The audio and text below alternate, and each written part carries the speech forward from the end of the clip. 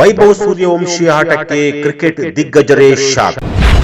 ಮಗನ ಆಸಕ್ತಿ ಕಂಡು ಮನೆಯಲ್ಲೇ ಪಿಚ್ ನಿರ್ಮಾಣ. ಭಾರತ ತಂಡಕ್ಕೆ ಸಿಕ್ಕ ಒಬ್ಬ ಅದ್ಭುತ ಬ್ಯಾಟ್ಸ್ಮನ್. ಕ್ರಿಕೆಟ್ ಶಿಶು ಬಗ್ಗೆ ನಿಮಗೆಷ್ಟು ಗೊತ್ತು? ನಮಸ್ಕಾರ ವೀಕ್ಷಕರೇ, ಸುಪ್ರೀಂ ಟಿವಿ ನ್ಯೂಸ್ಗೆ ಸ್ವಾಗತ. ನಾನು ಅಶ್ವಥ್. ವೀಕ್ಷಕರೇ, ನಾನು ತುಂಬ ದಿನದಿಂದ ಒಬ್ಬ ಹುಡುಗನ ಸಾಧನೆ ಬಗ್ಗೆ ಹೇಳಬೇಕು ಅಂದ್ಕೊಂಡಿದ್ದೆ, ಆದರೆ ಸಮಯ ಬಂದಿರಲಿಲ್ಲ. ಆದರೆ ಇವತ್ತು ಆ ಸಮಯ ಬಂದಿದೆ.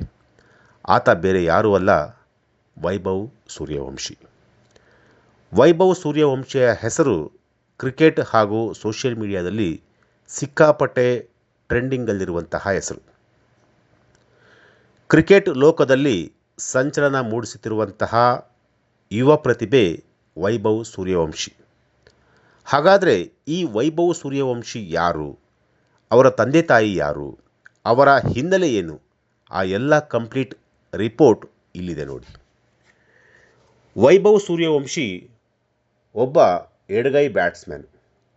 ಇವರು ಅತಿ ಸಣ್ಣ ವಯಸ್ಸಿನಲ್ಲೇ ದೊಡ್ಡ ಸಾಧನೆ ಮಾಡುತ್ತಿರುವುದರಿಂದ ಕ್ರಿಕೆಟ್ ಶಿಶು ಎಂದೇ ಗುರುತಿಸಿಕೊಂಡಿದ್ದಾರೆ. ಮೂಲತಃ ಬಿಹಾರ ರಾಜ್ಯದ ಸಮಸ್ತಿಪುರ ಜಿಲ್ಲೆಯ ತಾಜಾಪುರ ಗ್ರಾಮದವರು. ಇವರ ತಂದೆಯ ಹೆಸರು ಸಂಜೀವ್ ಸೂರ್ಯವಂಶಿ. ಸಂಜೀವ್ ಅವರು ವೃತ್ತಿಯಲ್ಲಿ ರೈತರಾಗಿದ್ದು, ಮಗನ ಕ್ರಿಕೆಟ್ ಕನಸಿಗೆ ಬೆನ್ನೆಲುಬಾಗಿ ನಿಂತುಕೊಂಡಿರುವಂತಹ ಒಬ್ಬ ತಂದೆ. ಇವರ ತಾಯಿಯ ಬಗ್ಗೆ ಹೆಚ್ಚಿನ ಮಾಹಿತಿ ಸಾರ್ವಜನಿಕವಾಗಿ ಲಭ್ಯವಿಲ್ಲದಿದ್ದರೂ ಇಡೀ ಕುಟುಂಬ ವೈಭವ್ ಸೂರ್ಯವಂಶಿ ಅವರ ಕ್ರೀಡಾ ಜೀವನಕ್ಕೆ ಸಂಪೂರ್ಣ ಬೆಂಬಲ ನೀಡುತ್ತಿದ್ದಾರೆ. ಕೇವಲ 4ನೇ ವಯಸ್ಸಿನಲ್ಲಿ ತಂದೆಯ ಮಾರ್ಗದರ್ಶನದಲ್ಲಿ ಬ್ಯಾಟ್ ಹಿಡಿದಂತಹ ವೈಭವ್ ಸೂರ್ಯವಂಶಿ ಇವತ್ತು ಕ್ರಿಕೆಟ್ ಲೋಕವನ್ನೇ ಆಳ್ತಾ ಇದ್ದಾರೆ.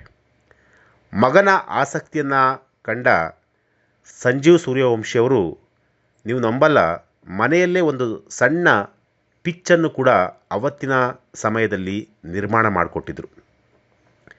2024ರಲ್ಲಿ ಜನವರಿ 2024 ಜನವರಿಯಲ್ಲಿ ಬಿಹಾರ ಪರವಾಗಿ ಮುಂಬೈ ವಿರುದ್ಧ ರಣಜಿ ಟ್ರೋಫಿ ಪಂದ್ಯ ಆಡುವ ಮೂಲಕ ಇತಿಹಾಸವನ್ನು ಸೃಷ್ಟಿ ಮಾಡಿದರು.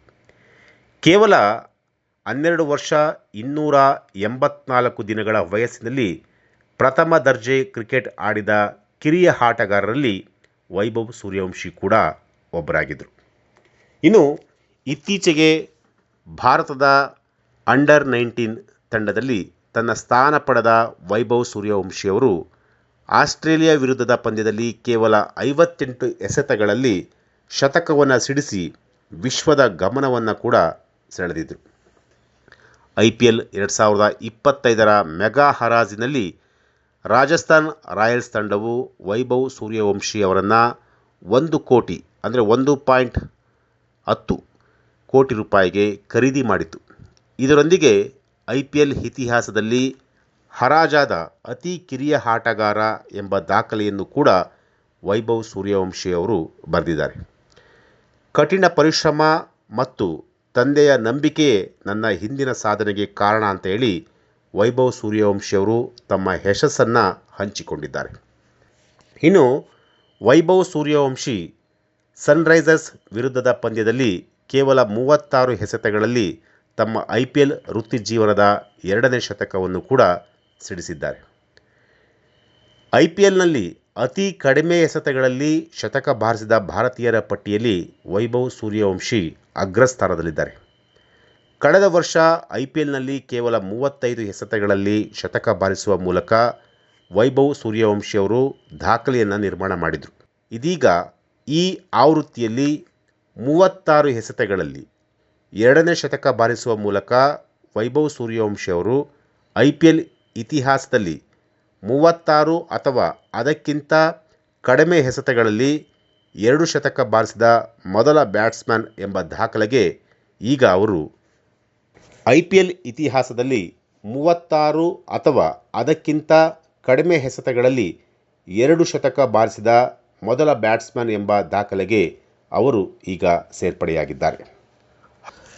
ಇನ್ನು IPL ಇತಿಹಾಸದಲ್ಲಿ ಅತಿ ವೇಗದ ಶತಕವನ್ನು ಬಾರಿಸಿದಂತಹ ಕ್ರಿಕೆಟ್ ಆಟಗಾರರು ಯಾರ್ಯಾರು ಅನ್ನೋದನ್ನು ನೋಡಿದರೆ 2013ರಲ್ಲಿ ಕ್ರಿಸ್ ಗೇಲ್ ಕೇವಲ 30 ಎಸೆತಗಳಲ್ಲಿ ಶತಕವನ್ನು ಬಾರಿಸಿದರು.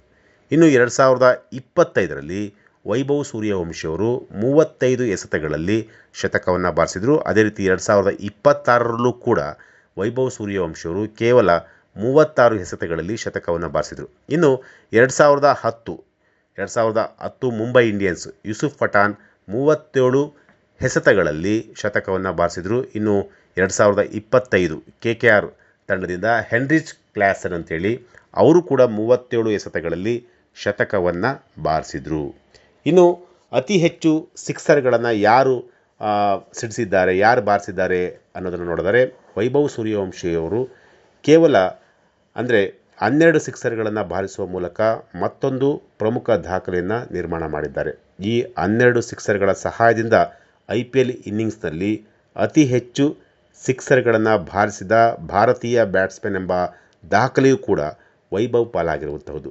ಈ ಹಿಂದೆ ರಾಜಸ್ಥಾನ ವಿರುದ್ಧದ ಪಂದ್ಯದಲ್ಲಿ 11 ಸಿಕ್ಸರ್ಗಳನ್ನು ಬಾರಿಸಿದ ಮುರಳಿ ವಿಜಯ್ ಈ ದಾಖಲೆಯನ್ನು ಹೊಂದಿದರು.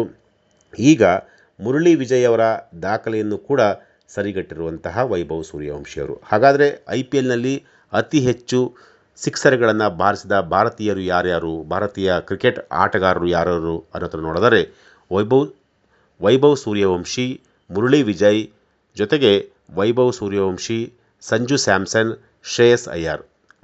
ವೈಭವ್ ಸೂರ್ಯವಂಶಿಯವರು 2 ಬಾರಿ ಅತಿ ಹೆಚ್ಚು ಸಿಕ್ಸರನ್ನು ಬಾರಿಸಿದ ಭಾರತೀಯ ಆಟಗಾರ ಅಂತೇಳಿ ಈಗ ಹೆಸರನ್ನು ಕೂಡ ಪಡೆದಿರುವಂಥದ್ದು.